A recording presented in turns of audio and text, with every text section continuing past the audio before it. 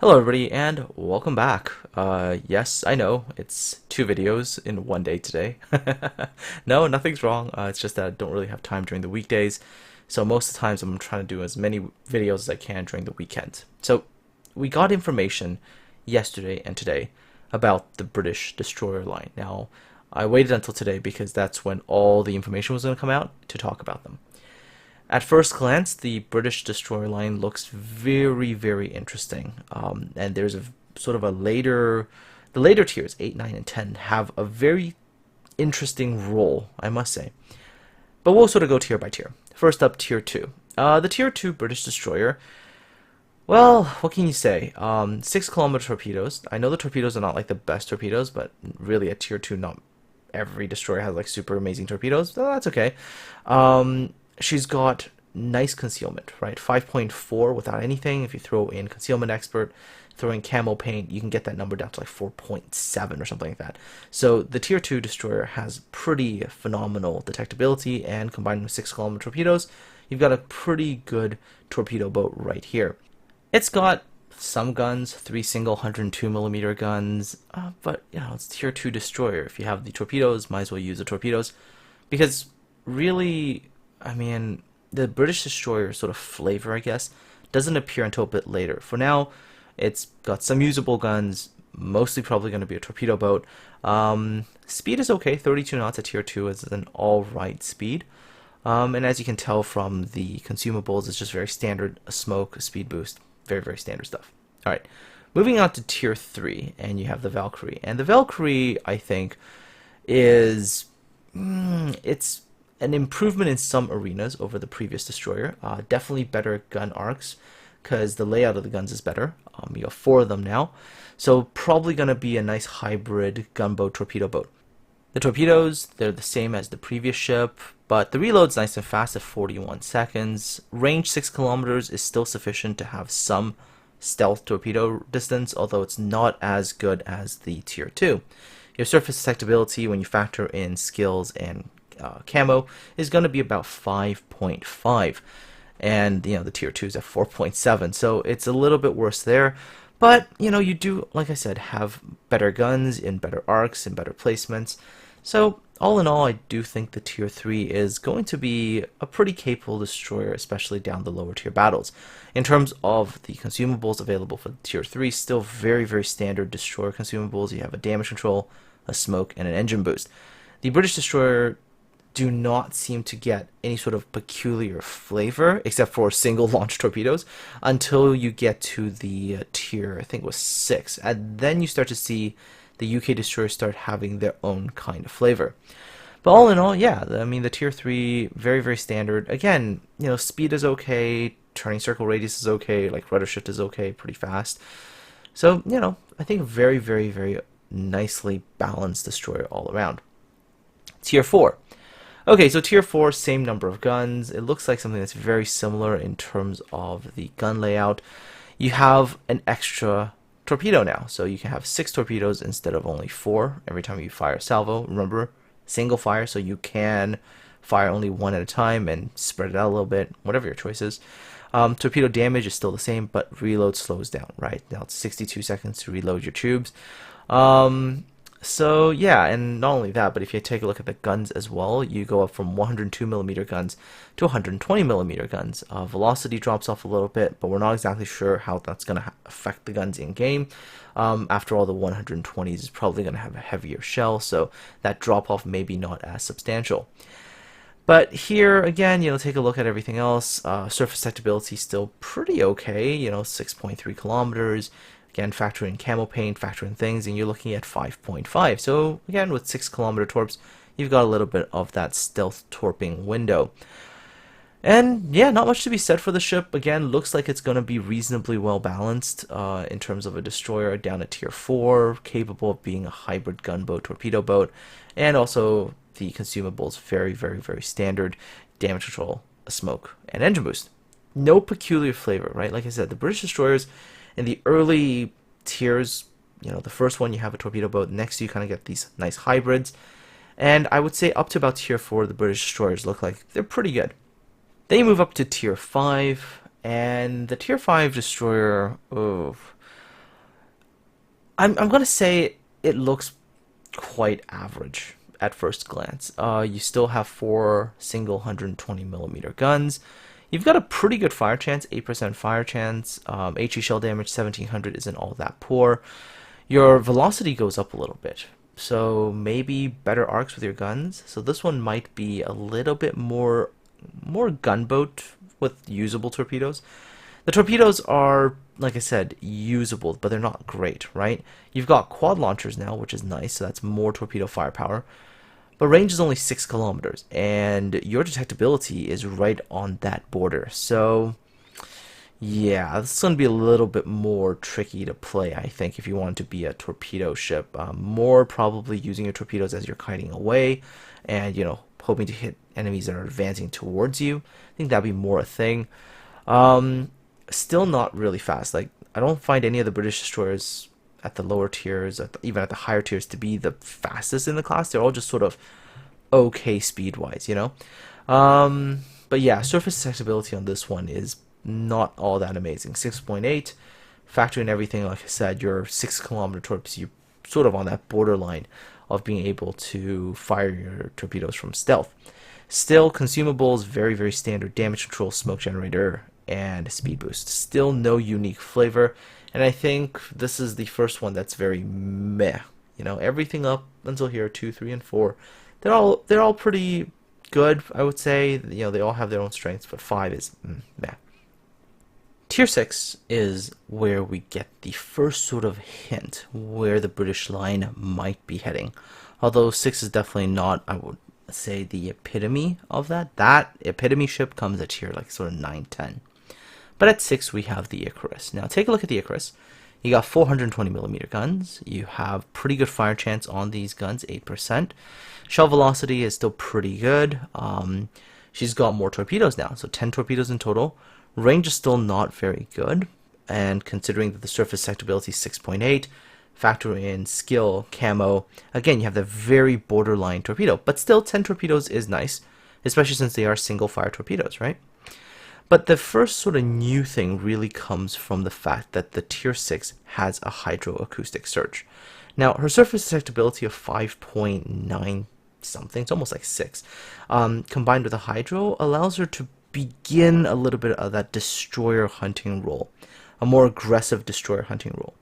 Speed is also going up a little bit, 35.5 knots, still not a really fast destroyer by any stretch of the imagination, but the idea is starting to get there. Do I like the tier 6? Not really. I still don't think the tier 6 is all that great of a ship. She's starting to display qualities of what the British destroyer line will be, but I don't think it's fully there yet. And then we move on to tier 7, which is the Jervis. It's a J-class destroyer, and it's like the tier 6 with a slight sort of evolution, although there's still real, I guess, issues right now at first glance. So she does have more guns, which is nice, because 6 guns on a destroyer at tier 7 is a nice thing to have. Think Gajamada, so definitely a nice thing to have. Fire chance is good, 8%, so that means if you combine that with like Demo Expert and you throw on a flag, you're looking at like 11% chance of fire for a destroyer, which is pretty darn good. You do have sort of a standard smoke, so definitely you can sit in smoke and shell ships and set them on fire. Now, unlike the Haida, which I complained that the Haida's torpedo power was really kind of lacking, the Jervis has no such problem. Her torpedoes actually have sufficient amount of punch that if you manage to ambush someone, you can absolutely ruin their day. You do have 2 quintuple launchers. However, 6 kilometer range at tier 7, with a ship that's not got the best stealth. In fact, you cannot stealth torp in the ship at all. So, Jervis, it's kind of an evolution of the idea. She does still have that hydro, but I don't think she's there.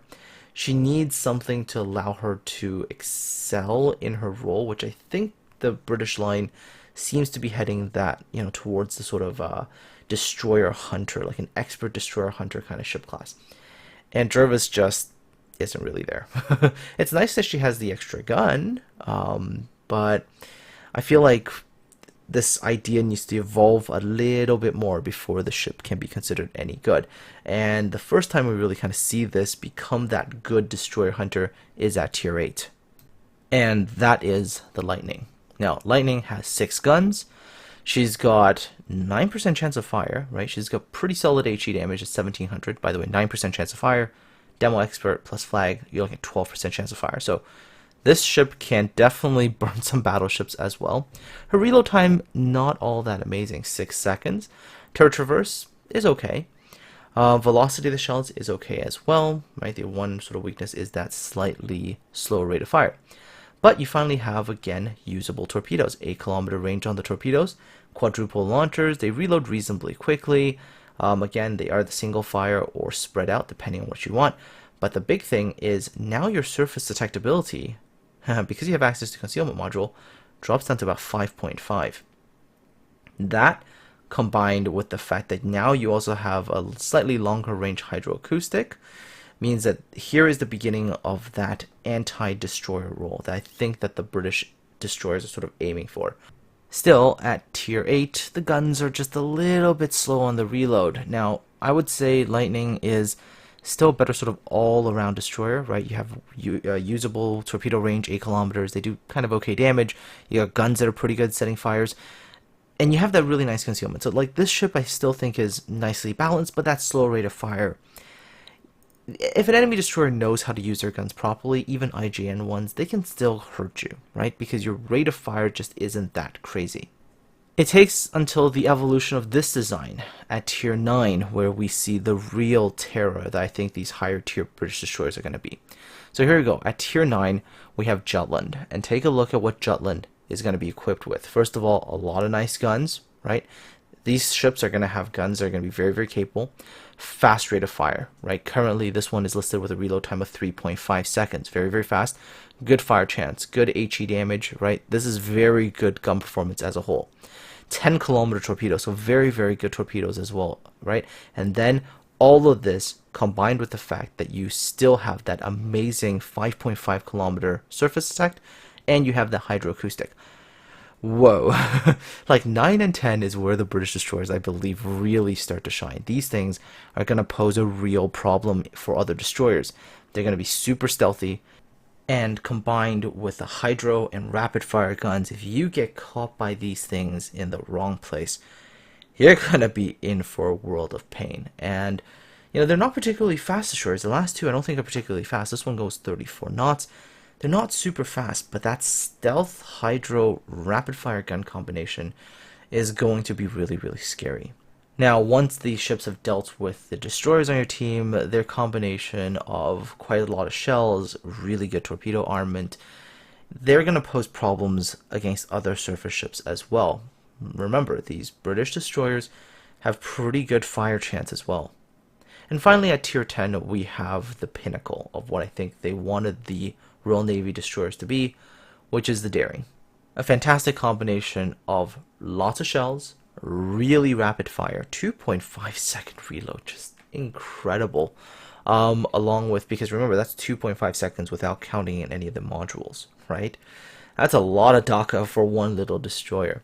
That combined with the fact that she's got now good torpedo armament. Oh, by the way, and her guns have still that really nice British fire chance apparently. 8% plus Demo Expert plus Flags. 11% fire chance for a little destroyer that fires really, really quickly. Her velocity on her shells maybe not as good, so maybe the arcs are going to be a little bit of a limitation, but remember the concealment of this destroyer. It's absolutely phenomenal. So that phenomenal detectability, you know, with these DACA guns, plus the torpedo launchers, which she's now got a good number of them and they have good range, and a hydroacoustic surge that can pick up ships at 3.9 kilometers, and here you have a really scary DD hunter. She's still not a super fast destroyer, so, you know, perhaps if you have superior speed, you can run away, but if you get caught in the wrong kind of position, you might just be dead before you're even able to get yourself turned around to run away. All in all, I like the ideas for the British destroyer line. They seem to be kind of very, very suited for one kind of role, which is anti-destroyer activities.